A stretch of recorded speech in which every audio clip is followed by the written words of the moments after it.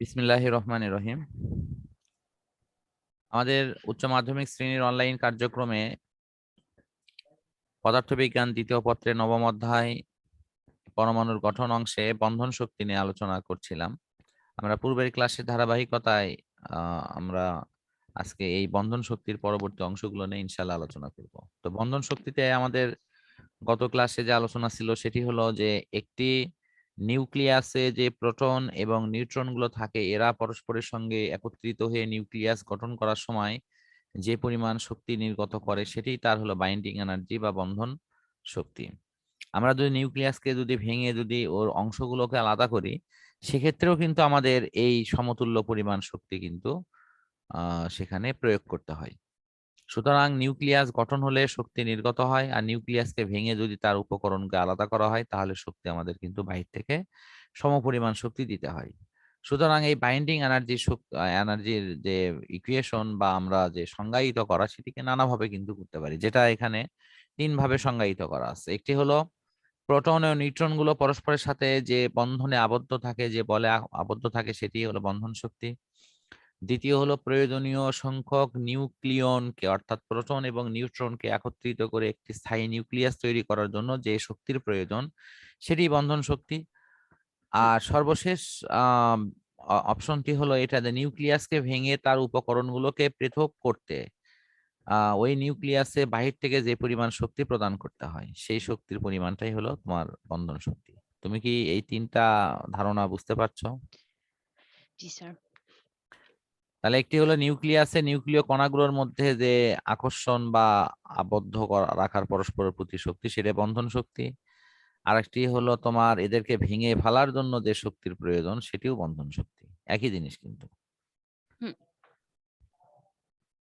এখন এই ভর শক্তির তোমার যে সংরক্ষণশীলতার নীতিতেও এই বন্ধন শক্তির ব্যাখ্যা করা যায়, যেখানে প্রোটন এবং নিউট্রন গুলো সম্পূর্ণ আলাদা ও স্বাধীনভাবে থাকে। ভর শক্তি বলতে শুধু তাদেরই সমষ্টি বোঝায়, কিন্তু প্রোটন ও নিউট্রন গুলো যখন নিউক্লিয়াস গঠন করে তখন ওই নিউক্লিয়াসের ভর এবং বন্ধন শক্তি দুই থাকে। সুতরাং ভর এবং বন্ধন শক্তির সূত্র অনুসারে একটা আমরা প্রোটন এবং নিউট্রনের ভরের সমষ্টি, এর অর্থ হচ্ছে নিউক্লিয়াসের ভর প্লাস হলো নিউক্লিয়াসের বাইন্ডিং এনার্জি। এটিকে যদি আমি আরো একটু ক্লিয়ার করি সেটি হলো প্রোটন এবং নিউট্রন গুলো মনে করো আলাদা আলাদা আছে, সেগুলোর যে ভরের সমষ্টি তার টোটাল অপশনটাই হলো মানে নিউক্লিয়াসের শুধু ভর আর তার সাথে বাইন্ডিং এনার্জি বন্ধন শক্তি, এই দুটো মিলে কিন্তু ওই ইকুয়েশনটা আসবে। তো আমাদের বন্ধন শক্তি নিয়ে আশা করি মূল বিষয়টি বুঝতে পারছো। এখন আসা হলো ভর ত্রুটি নিয়ে। আসলে ভর ত্রুটির অর্থটা কি? ভর ত্রুটির অর্থকে আমি ব্যাখ্যা দেওয়ার জন্য প্রথমে একটি উদাহরণ দেই যে আমরা একটা সরল পরমাণু নিলাম অক্সিজেন, যার ভর হলো 8টি প্রোটন এবং 8টি নিউট্রনের সমন্বয়ে গঠিত। অক্সিজেনের ভর হলো 16। আমরা এই অক্সিজেনের নিউক্লিয়াসটিকে ভেঙে ফেললাম, ভেঙে 8টি প্রোটনকে আলাদা করলাম, 8টা নিউট্রনকে আলাদা করলাম, প্রত্যেকের ভর আলাদা আলাদা করে নিয়ে আমরা একটু যোগ করে নিলাম। যোগ করার পর দেখা গেল যে এখানে এসে তোমার টোটাল যে ভর সেটি 16.7 হলো।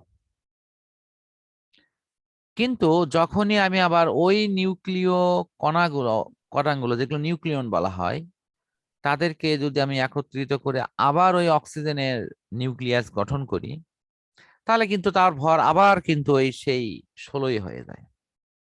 তাহলে এই যে 7 একক ভর যে বেশি হয়েছিল, যেটি নিউক্লিয় কণাগুলো আলাদা থাকার ফলে, তো প্রত্যেকটি কণা আলাদা থাকার ফলে এদের বাড়তি যে ভরটি হয়েছিল আর নিউক্লিয়াস গঠনের পর এদের যে মূল ভরটি চলে আসলো, এই দুইয়ের মধ্যে কিন্তু একটি পার্থক্য তৈরি হলো।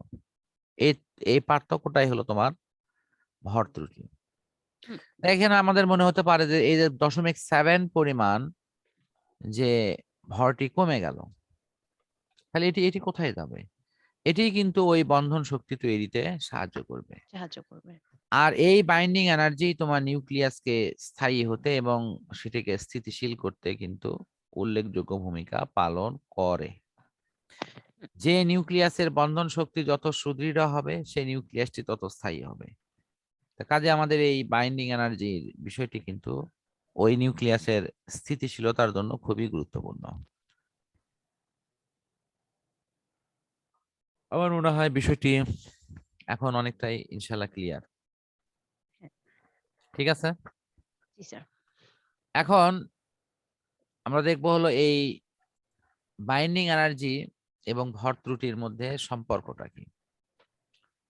তো একটু আগে যে ইকুয়েশনটা লেখা হলো সেই হিসেবে বন্ধন শক্তি সমান কি লেখা যায়? বন্ধন শক্তি সমান আমরা প্রত্যেকটা নিউট্রনের ভর প্লাস প্রত্যেকটা প্রোটনের ভর গুণন তার স্ব স্ব সংখ্যাগুলো, এগুলোকে গুণ করে তারই যোগফল করা হয়েছে। এর যদি যোগফল করা হয় এখানে, সেখান থেকে তোমার বিয়োগ দেওয়া হচ্ছে হলো কত? এই একটা নিউক্লিয়াস গঠন করলে তার যে ভর হবে সেটা বিয়োগ করা হলো। তাহলে আমি যদি বলি যে এটাকে সার্বিক ইকুয়েশনে, যে একটু আগে যে ইকুয়েশন দেখালো সেটা থেকে তুমি মনে করবা যে এটা এই পাশে আছে, বাইন্ডিং এনার্জির সাথে মূল নিউক্লিয়াসের ভর ইজিক্যাল টু প্রত্যেকটা নিউট্রনের ভর এবং প্রত্যেকটা প্রোটনের ভরের সমষ্টি সমান। হ্যাঁ। ক্লিয়ার? আমার কথা বুঝতে পারছো কি? একটি নিউক্লিয়াসের ভর প্লাস তার বাইন্ডিং এনার্জি ইজিক্যাল টু প্রত্যেকটি প্রোটনের ভর এর সমষ্টি এবং প্রত্যেকটি নিউট্রনের ভরের সমষ্টির সমান।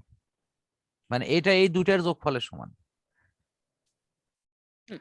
এখন প্রশ্ন হলো যে অক্সিজেনের যে উদাহরণটি আমি দিলাম সেটা কিন্তু এখানে উল্লেখ করাও আছে এবং এটিতে দেখো ঋণাত্মক অপশনটা নিয়ে কিন্তু কথা বলা হয়েছে যে অক্সিজেন 16 এর ভর ত্রুটি কিন্তু ঋণাত্মক, তাই এটি যথেষ্ট স্থায়ী নিউক্লিয়াস। অন্যদিকে ইউরেনিয়াম যার ভর 238, সেটির ভর ত্রুটি কিন্তু ধনাত্মক, সুতরাং এটি অস্থায়ী হ্যাঁ। এবং এটি তোমার তেজস্ক্রিয় মৌল হিসেবে কিন্তু আমাদের কাছে পরিচিত। তো আশা করি এটা ক্লিয়ার। তাহলে বন্ধন শক্তির সাথে এই বিষয়টি মোটামুটি ইনশাল্লাহ ক্লিয়ার। আমরা এর পরবর্তী অংশ নিয়ে আমরা পরবর্তী সেশনে ইনশাল্লাহ কথা বলবো। হ্যাঁ।